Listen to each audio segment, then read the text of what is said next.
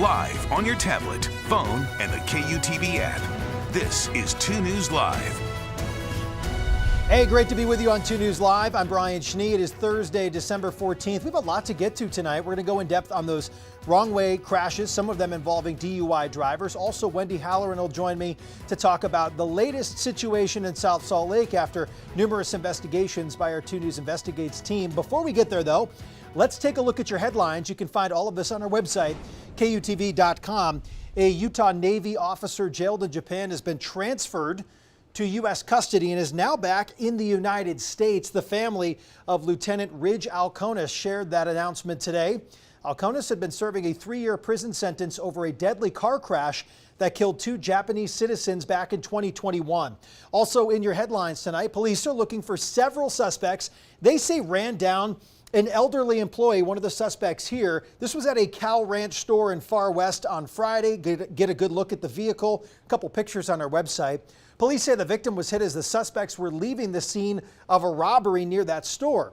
The Senate will not go on recess next week as negotiators continue to work out a deal on foreign aid. They're discussing aid for Ukraine, Israel, and domestic border protection. Also in your headlines tonight, happening this evening, the Tabernacle Choir at Temple Square holds its first Christmas concert of the season.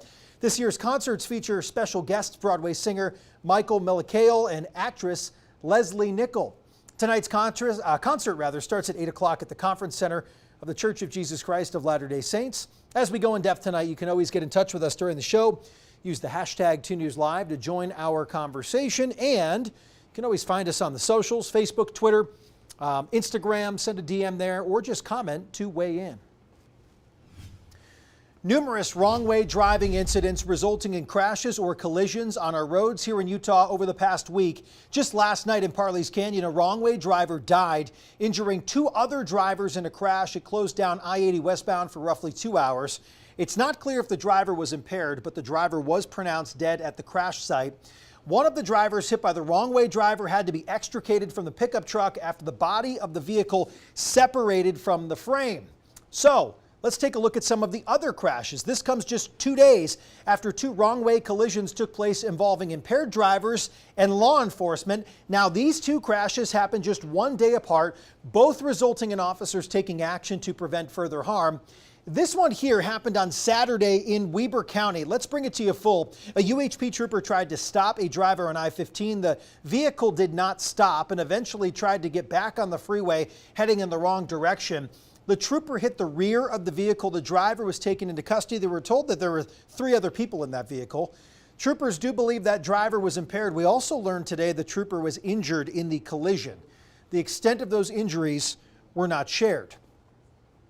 The following night, a Summit County Sheriff's deputy stopped a wrong-way driver on Highway 40 just outside of Park City. Here's that video. The deputy hit the other vehicle by using a pit maneuver on the front passenger side. Unfortunately, this is the video from the other crash. Deputies say the driver was impaired. According to a probable cause statement for the driver, a breath test positive for alcohol at a high level. Neither the driver or the deputy were hurt in the collision. Over the last 3 years, we averaged between 800 and 900 DUI arrests from December 1st to January 1st. And the majority of those, probably 600, a little over 600, are from this date, December 14th to the first day of January. All right, here's a look at the updated wrong-way crash statistics from UDOT, and the numbers have been rising. So far this year, there have been 18 wrong-way driving crashes, 6 deaths associated with them.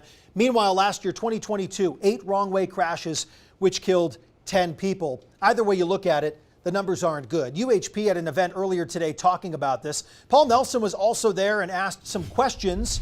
Paul, what was discussed?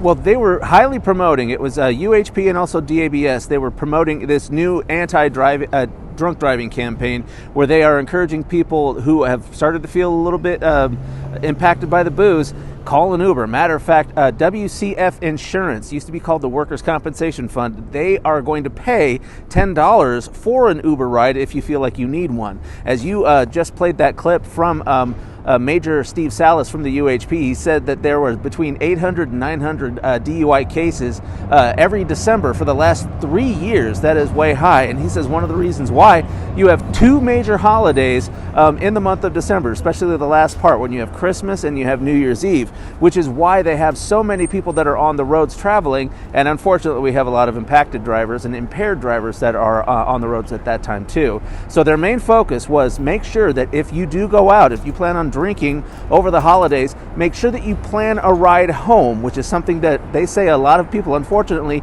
don't do when they go out in the first place. Paul Nelson live for us tonight on 2 News Live. Paul, thank you very much. Meanwhile, UDOT is trying to prevent wrong-way crashes with new detection systems. This year, the agency has installed 15 systems across the state. They're in the process of adding 8 more. When a wrong-way driver is detected by the radar or the camera, the LED signs activate to alert the driver. If the car continues going the wrong direction, the system sends automated alerts to UDOT and UHP. Here's John Gleason with UDOT. In the past, we had a camera system that would let us know back here at the Traffic Operations Center if someone was driving the wrong way. We could in turn notify law enforcement. This system notifies us at the Traffic Operations Center so that we can get the message out to other people on the road and also to law enforcement, but it also pinpoints the problem where it's happening. The people that are driving the wrong way, lets them know of the mistake that they're in the process of making and lets them know that they need to take corrective action right away.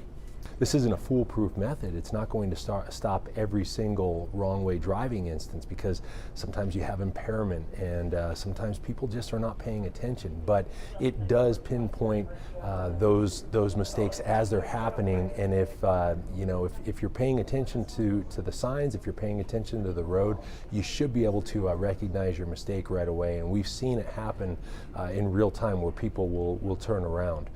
Unfortunately, we don't have these detection systems at every intersection. We don't have them on every on-ramp or off-ramp on the freeway, and so that's something that we're expanding right now. We've installed 18 of these wrong-way driving detection systems so far in a lot of the freeways up here along the Wasatch Front, and we're in the process of installing 8 additional systems.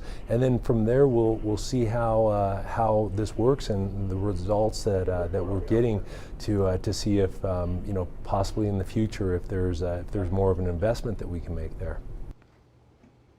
Well, it would be a lofty goal with more financial strain. Of course, you'd need the funds to be able to do this. So as we mentioned, there have been 18 wrong-way driving crashes this year. We first reported on this detection system actually back in February. They approved $2.5 million to install these cameras and signs.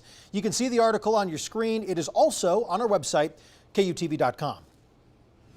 Let's go in depth. A local mayor and police chief refused to answering some tough questions after a local police department busted for questionable behavior. This happened after one of their own was convicted for drunk driving.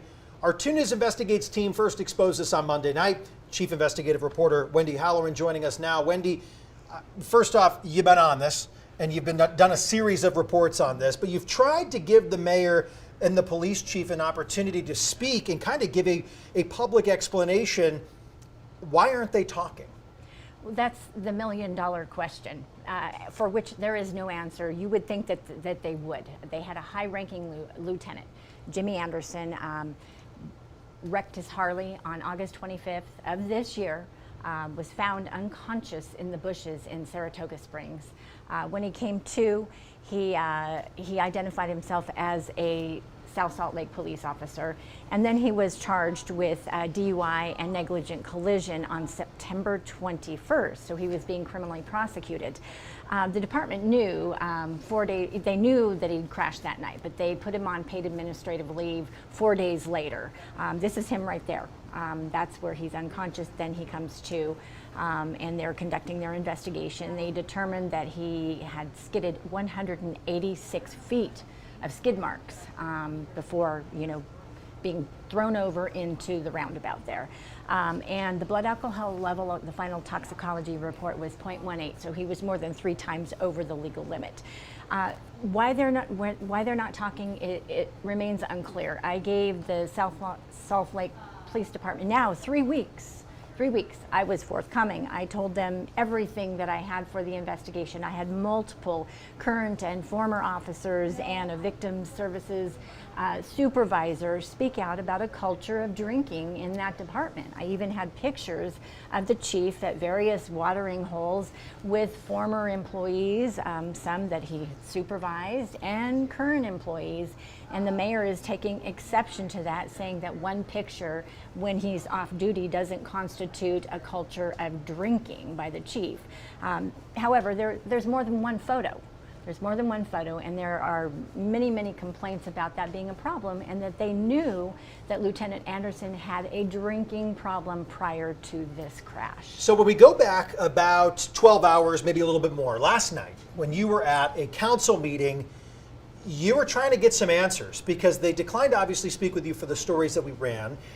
Then they've tried to get in touch with you since, but not to talk to you about any of this. And then they're talking about your coverage at the council meeting last night. It only makes sense you're trying to get them to get some answers here and provide some context. Well, it was pretty stunning, actually.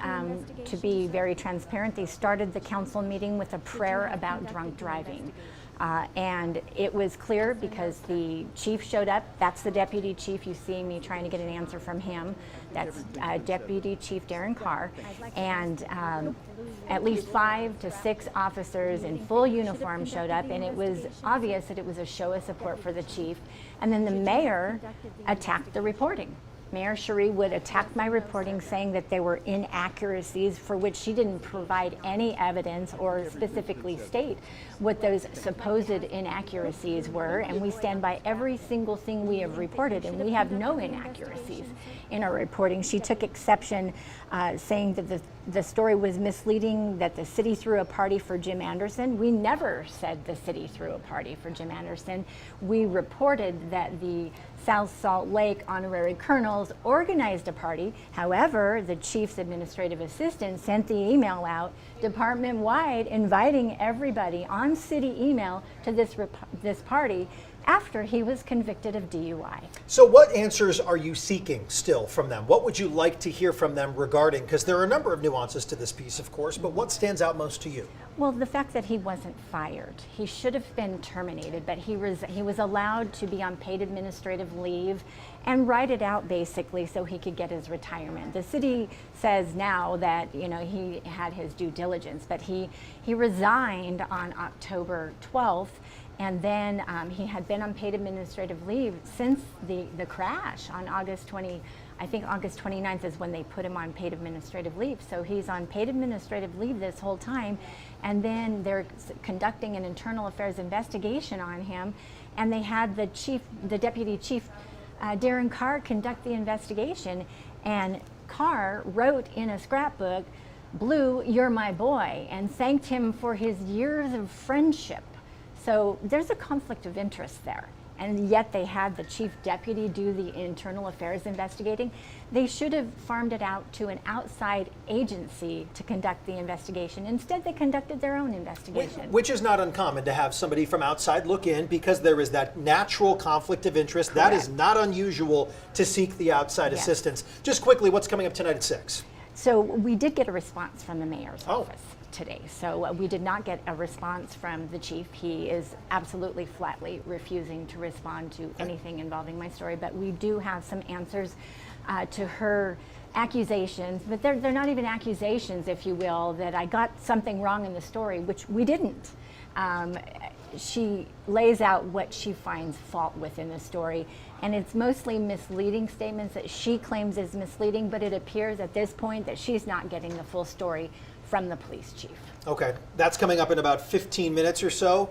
Wendy, thank you. Thank Of you. course, Wendy's been investigating this story extensively. You can find her past reporting, transcripts, body camera video, interviews, all on our website right now, KUTV.com. And again, that report coming up in just about 15 minutes on 2 News at 6.